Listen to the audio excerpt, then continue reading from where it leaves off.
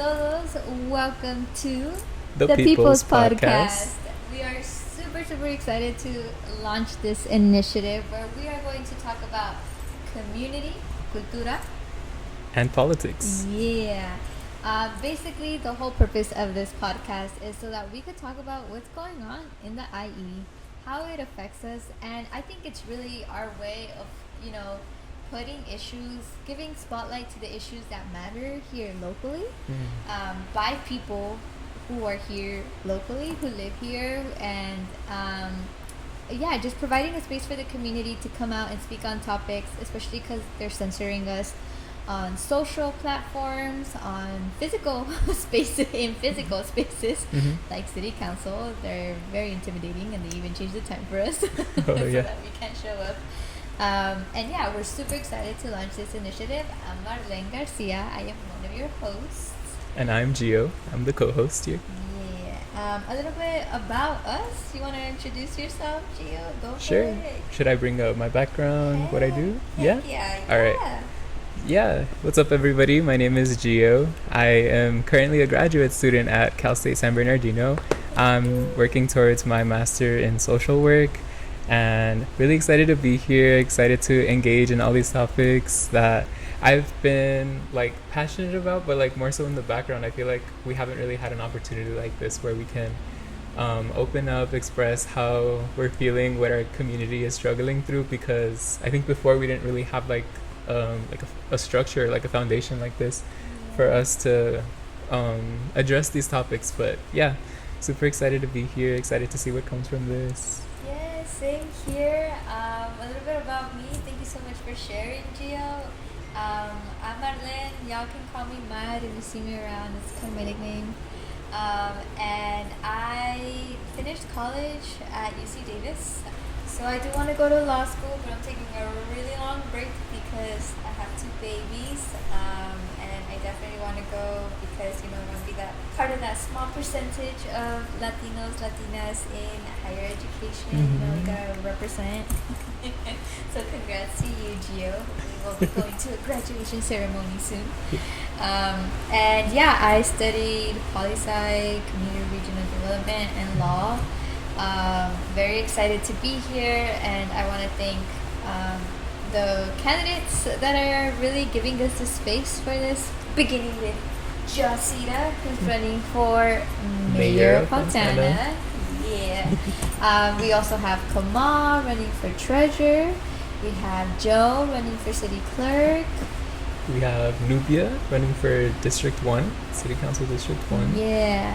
And then what's the last one? Kamal. No. Did you already mention Kamal? No. Ben, who's running for District 4. Yes, we are super excited about this Fontana United slate. Very progressive. I think we're in a momentum really where we're seeing a lot of progressive candidates come through. I mean, we brought up this new idea term.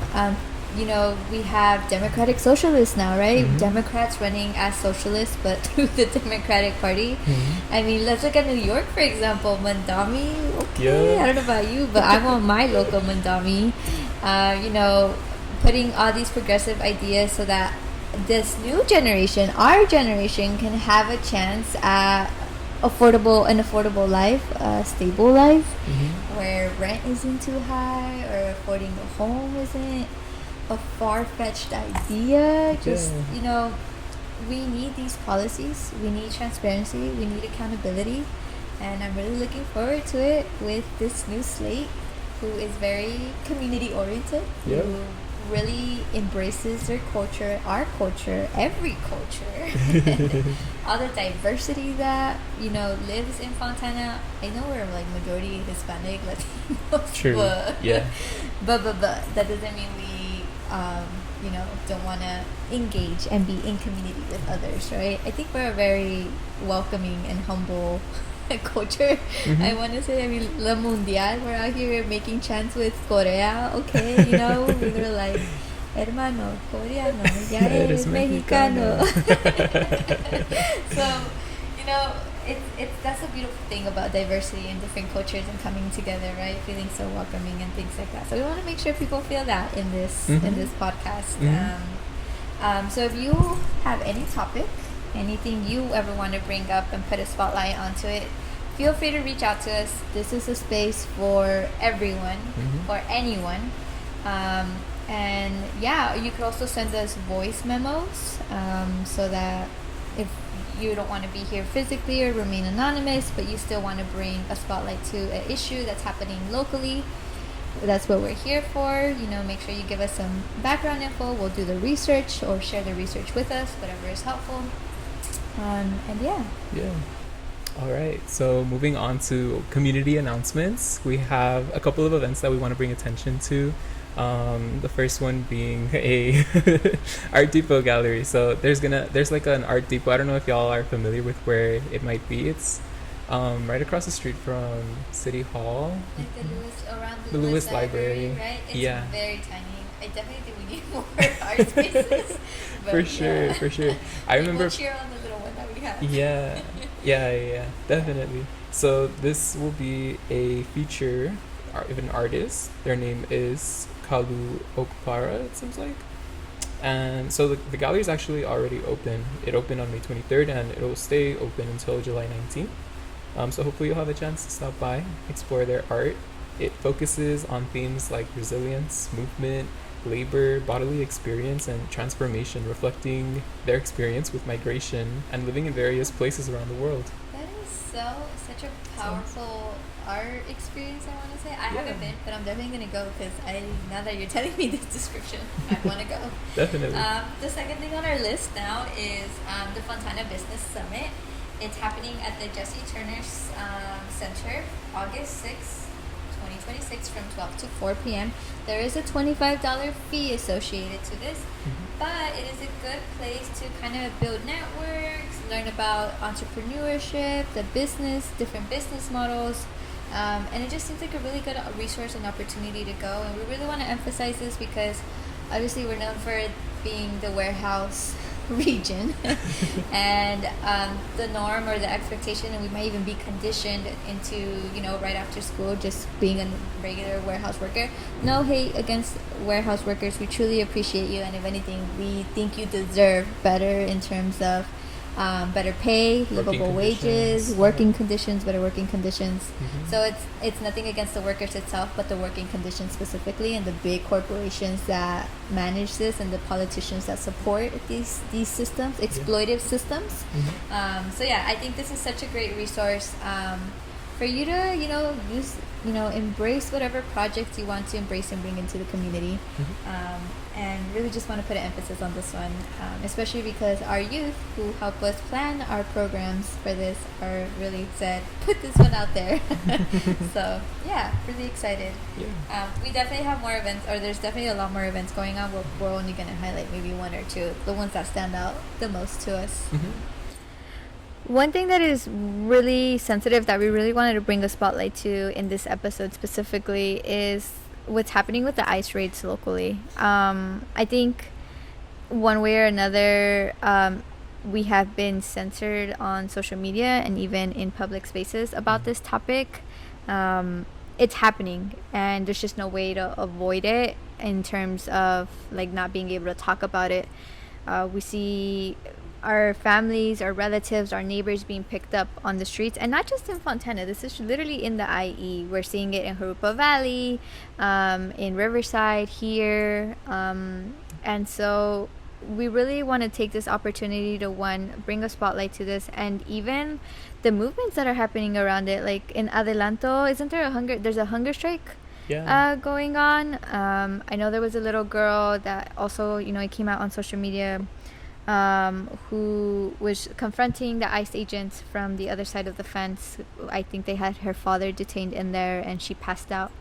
And ICE didn't have any remorse or any feelings about the situation whatsoever towards a little girl. And I don't know about you, but I'm truly a believer that all children are all of our children. We all have this social responsibility to protect our youth, to protect our children. And bringing attention to this because we have all these distractions, right? La Mundial, for example, the World Cup. While we're celebrating and having all these wonderful moments, don't get me wrong, we also have to acknowledge that these things, that they are using these, and by they I mean politicians or federal agencies like ICE, are using these as opportunities to collect the most, because they know that attention is elsewhere, right? And this is a moment to really put emphasis on the fact that we're not going to let them get away with this, right? And so, yeah, it's a sensitive topic. Definitely, but I think it's one that's important to address, especially considering like the demographics of our city here in Fontana, how a majority are Latino or come from a Latino background, and a lot of families are living in fear. You know, it's unfortunate that our leaders haven't taken the opportunity to speak on this issue, which is affecting a lot of community members. No, it is like, and I think you mentioned, right, that they have used this excuse. Yeah. So since technically, like, the city council is claiming that they don't really have oversight or any control over what happens at the federal level, but that's not entirely true. Yeah. Like, yes, I understand, like, they can't eliminate ICE, for example, because they don't have that, judiciary power, we could even say it. But they do have power to limit the extent of impact that ICE and the agency has in the community. I mean, sanctuary cities, for example, exist. That's literally when a mayor or a politician literally says, you are not welcome into our, our area. And they have these powers to ban them from public spaces. What else? Yeah. Thankfully, we are in a state that's considered a sanctuary state, California. I'm not sure what the exact policy is, but I do know that makes it so that, like, police or, like, local law enforcement agencies aren't allowed to collaborate with federal agents. And the city has, like, obeyed, at least, like, superficially, like, they've claimed that the law enforcement here isn't collaborating with federal agents because they're not allowed to. But I think still there are other opportunities, right, for city council members to put out statements and express their concerns towards community members who need that extra support right now. I think so too. And I mean, public statements goes a long way. It just simply lets these agencies know you're not welcome here, and we're going to do whatever we have in our power to protect our community, right? But instead, what we see is having these other outside sources, outside of, government, step in to protect communities. So we have IC4, IJ? The Inland Coalition for Immigrant Justice. Yeah, woo-woo. Shout out to you guys. Doing a lot of great work. Yeah, they're doing a lot of great work. We have Immigration Watch on their end. They're constant, so give them a follow, and Decolonize Fontana too. They're constantly posting where whatever information they have on terms of where ICE will appear or when they have appeared.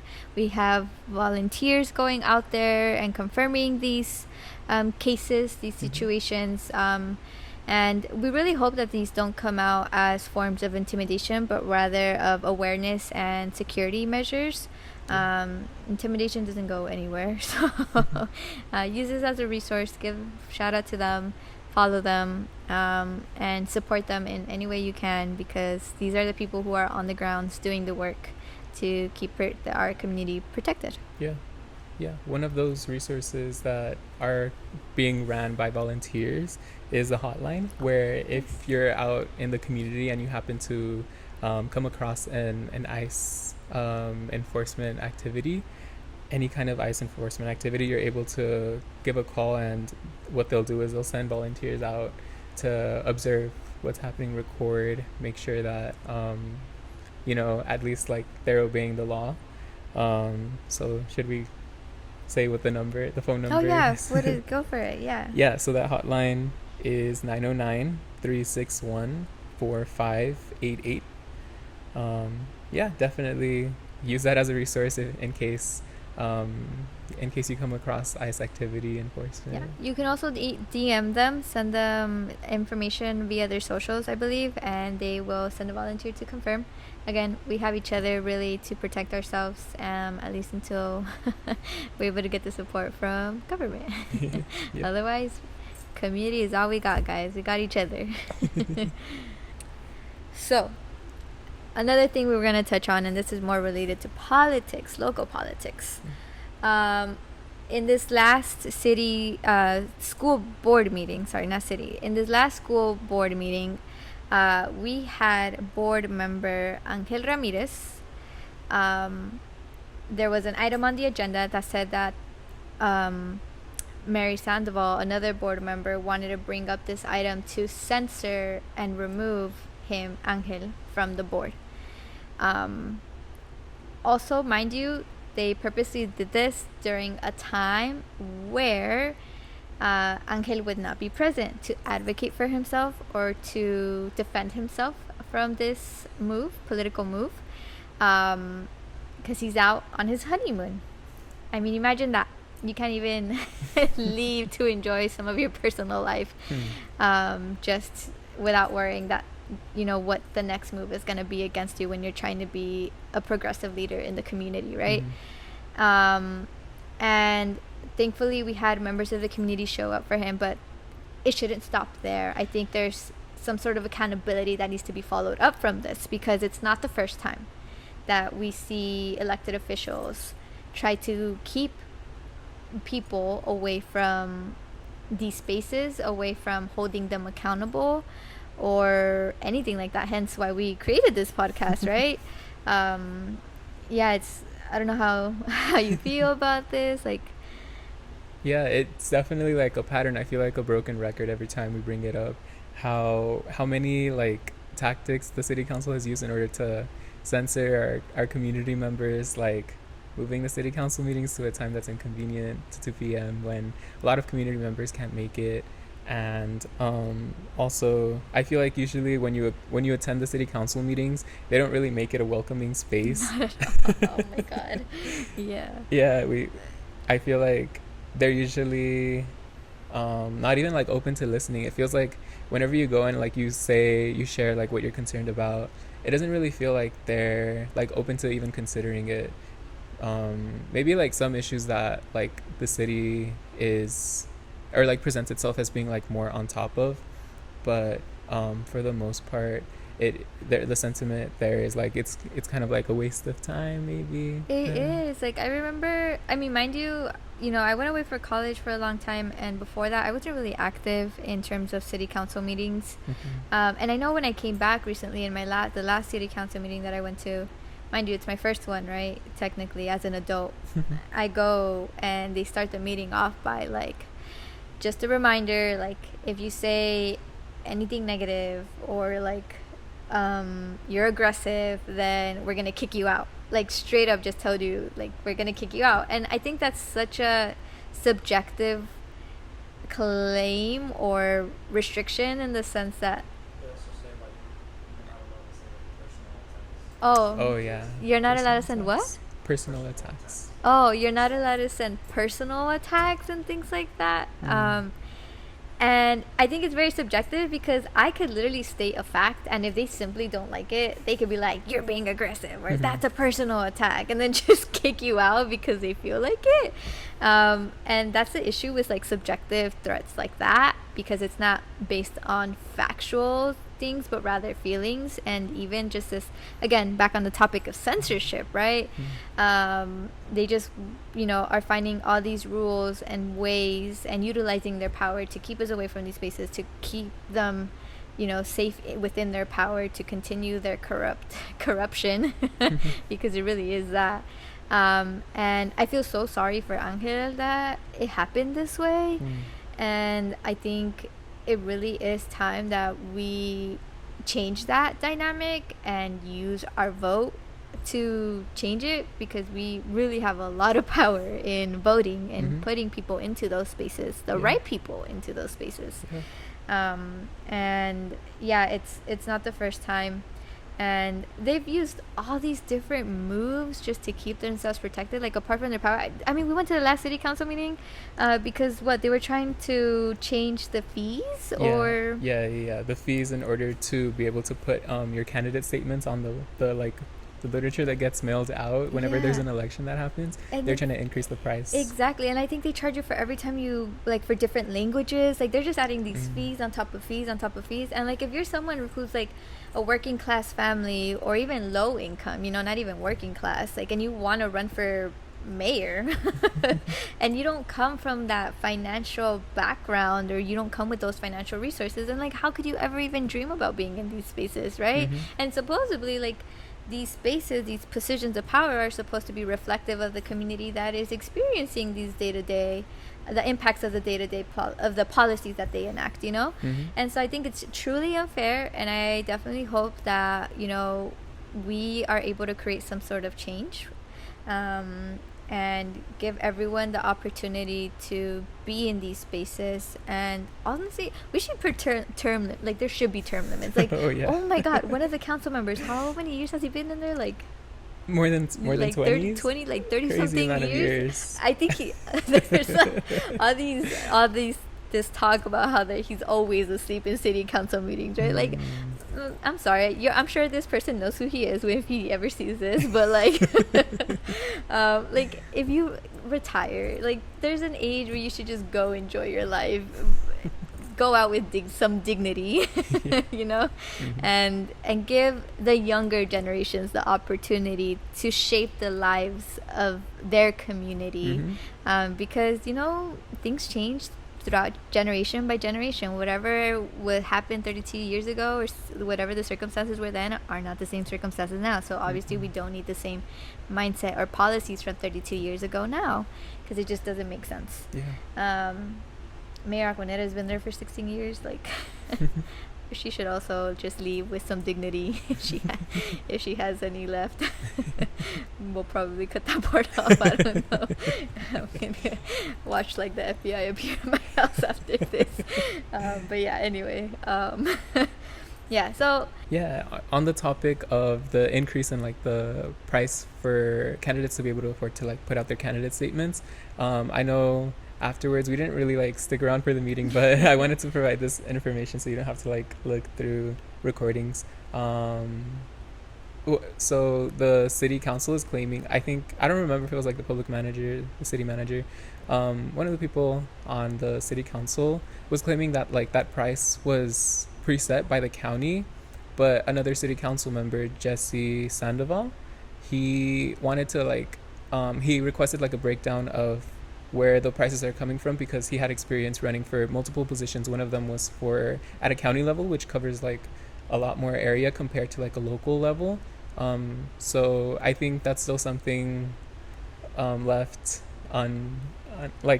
unaddressed by our city council members. Like, what does that breakdown look like? What accounts for, like, the similarity and the cost to run for different positions where you're sending a lot less literature, obviously, to, like, reach voters in a local position compared to one that's countywide.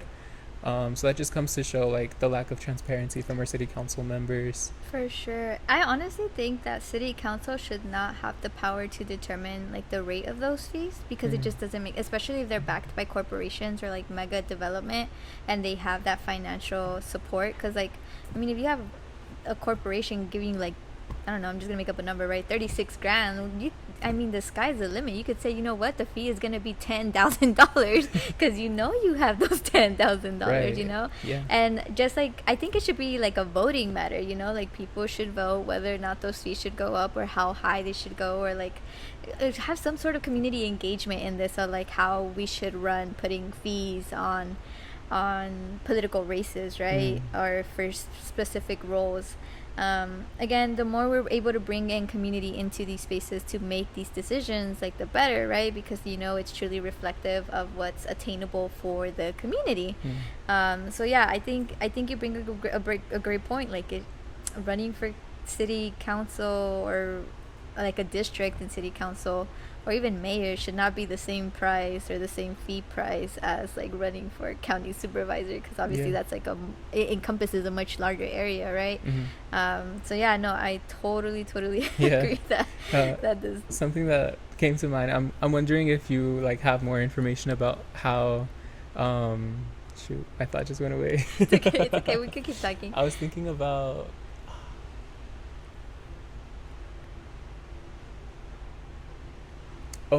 issues about like these items being on the consent calendar.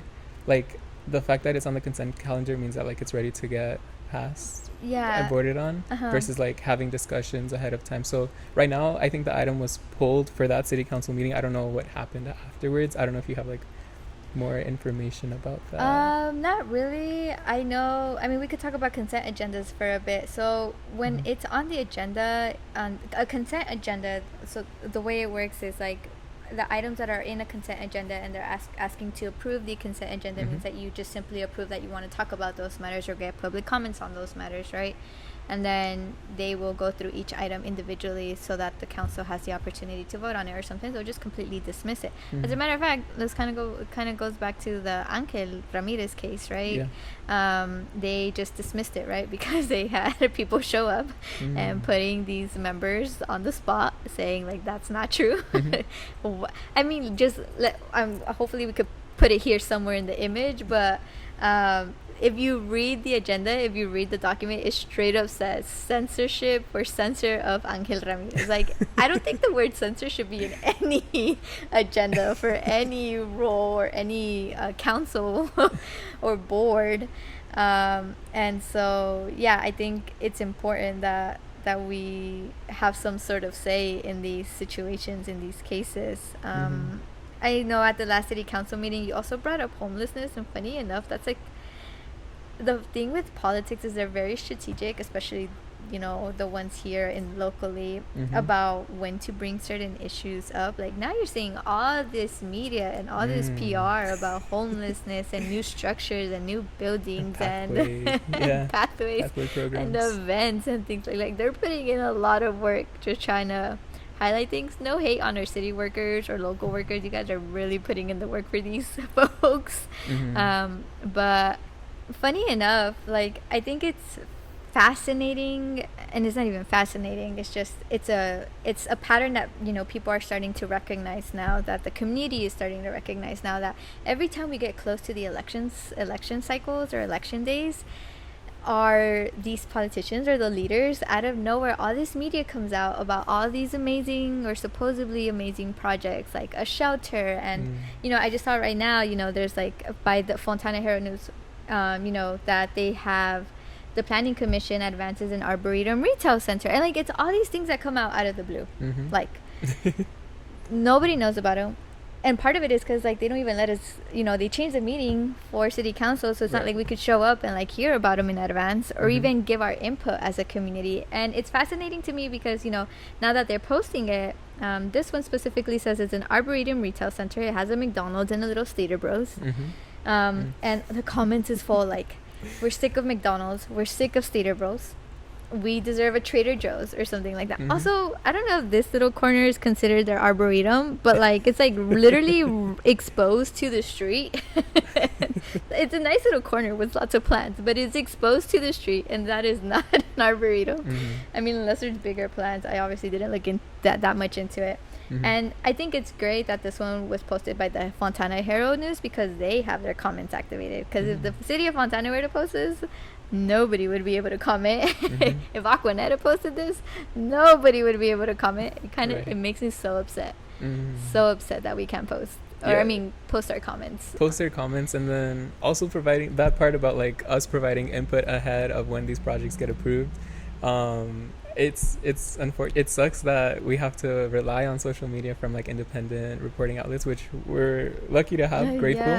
But it should go further than that, right? That feels like the bare minimum, like having a discussion online about what we want to see in our community. I really wish it would be like a more open line of communication where before projects get approved, we get to have those discussions. For sure. I mean, like, no hate, you know, I think it's better than nothing, right? And they've had 16, 30 years to do all these great projects. Maybe, yeah. And I wouldn't even claim that they're fully great. I don't want to come off as someone that's like complaining about this, because, we get into the root of homelessness, for example, and you talked about this at the last city council meeting, right?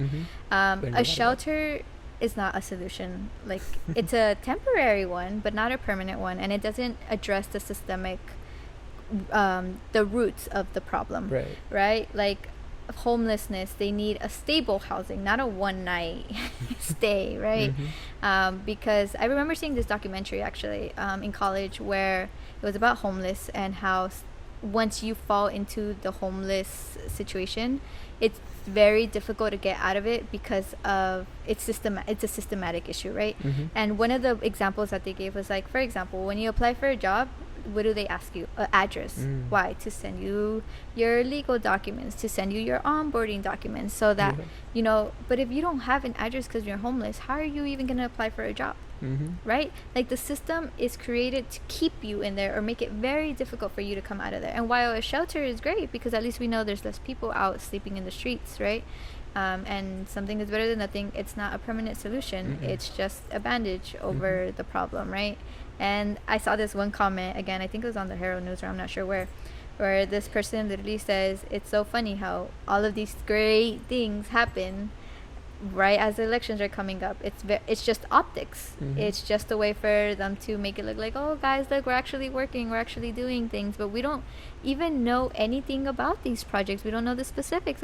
Like, this other commenter was like, who's the agency that's going to handle this? What's the wait list, or how is the process going to go? Is this going to come off more as like another detention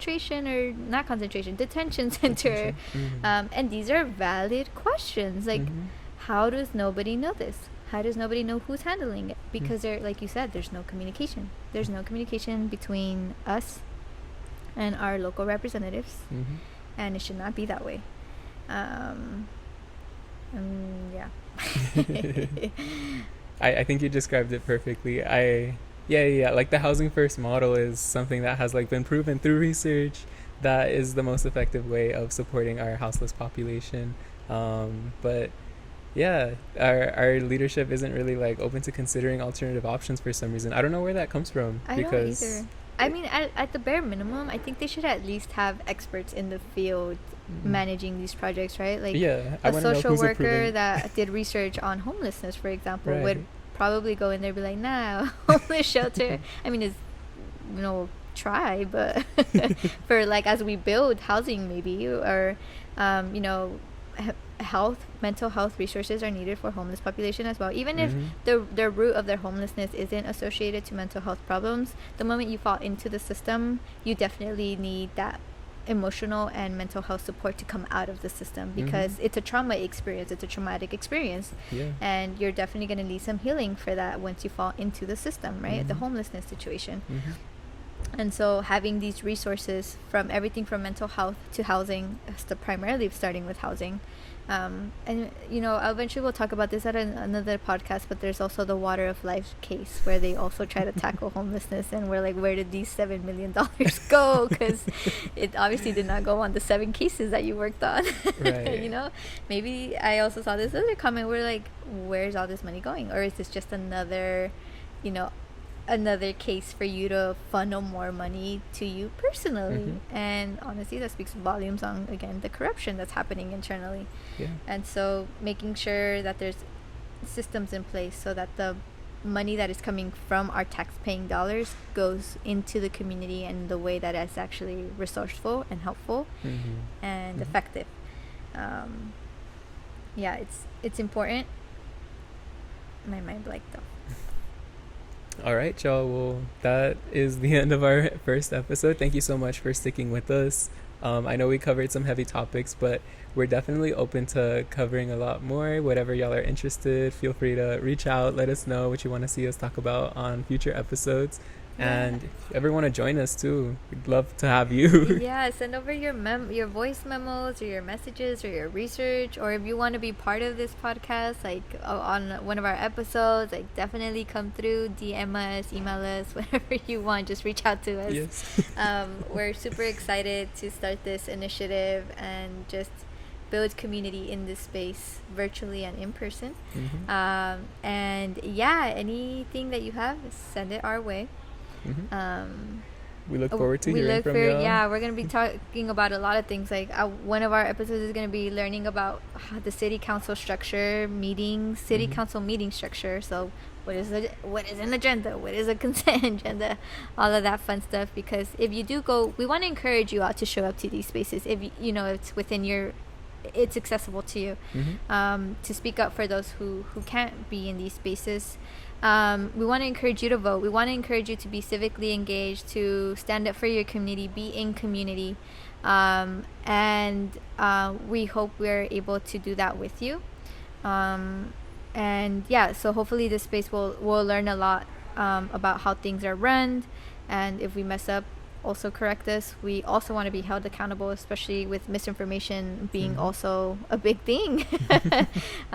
We want to make sure that you feel like you can hold us accountable if we, gave false information.